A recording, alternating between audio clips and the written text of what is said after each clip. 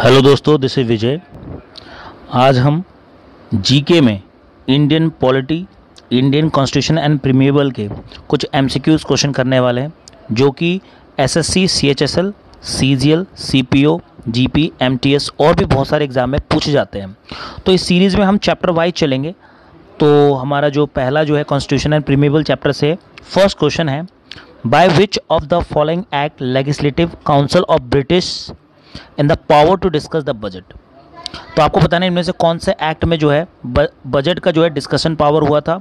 Option है Indian council act 1861, option B है Indian council act 1892, option C है Indian council act 1909 and option D है Indian council act 1919।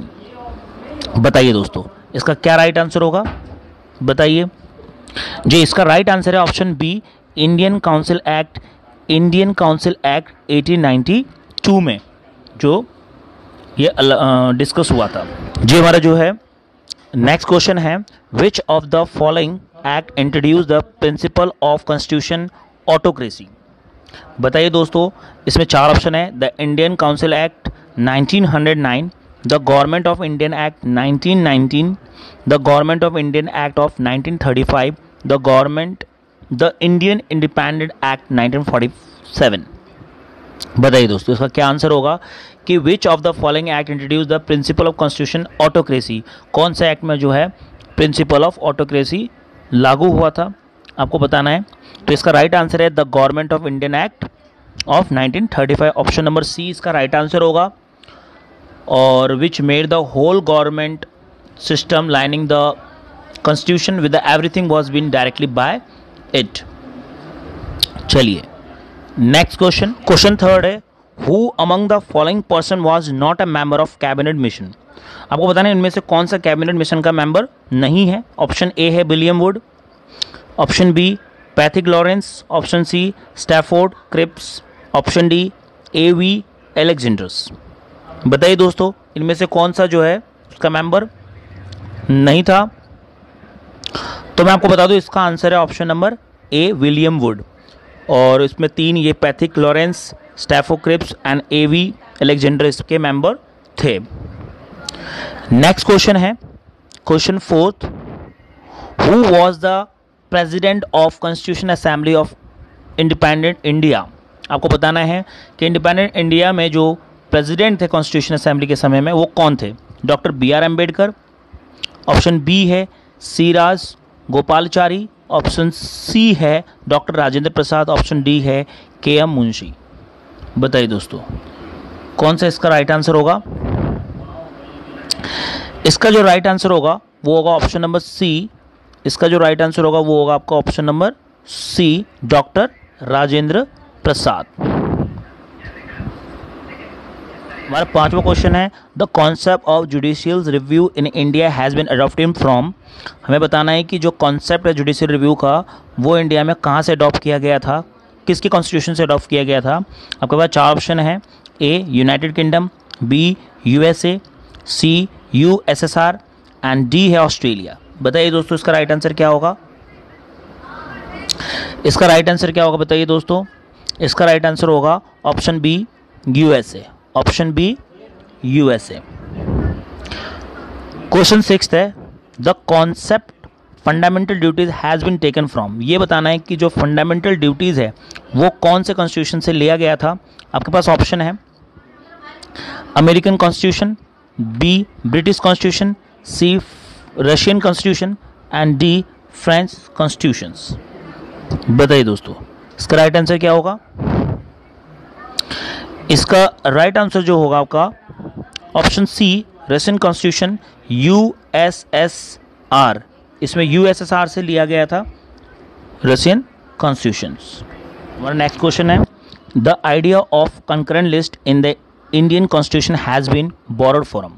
ये जो concurrent list है वो कौन से इंस्टीट्यूट से बोरोड किया गया था। ऑप्शन है यूएसए, स्विट्जरलैंड, ऑस्ट्रेलिया, यूएसएसआर। बताइए दोस्तों, इसका राइट आंसर क्या होगा। इसका राइट आंसर होगा ऑप्शन सी, ऑस्ट्रेलिया से लिया गया था जिसमें 52 सब्जेक्ट थे। नेक्स्ट क्वेश्चन है हमारा, education which was initially a state subject was later transferred to the concurrent list by the education जो है पहले वो इनिशियली स्टेट सब्जेक्ट था, अब वो ट्रांसफर होकर कंकरेंट सब्जेक्ट जो है कंकरेंट लिस्ट में आ गया है। कौन सा अमेंडमेंट में हुआ था ये? ऑप्शन ए है 24 amendment, option B 25 amendment, option C 42 amendment, option D 44 amendment. बताइए दोस्तों इसका राइट आंसर क्या होगा? इसका राइट आंसर होगा option C 42 amendment. Option C 42 amendment, और ये हुआ था 1976 में। नेक्स्ट क्वेश्चन है हमारा, in the context of the preamble of Indian constitution which was the following sequence is correct. आपको बताना है कि जो preamble of the Indian constitution है वो इनमें से कौन सा सीक्वेंस सही है। ऑप्शन ए है republic, sovereign, socialist, secular, democratic. Option B है सॉवरन, सोशलिस्ट, डेमोक्रेटिक,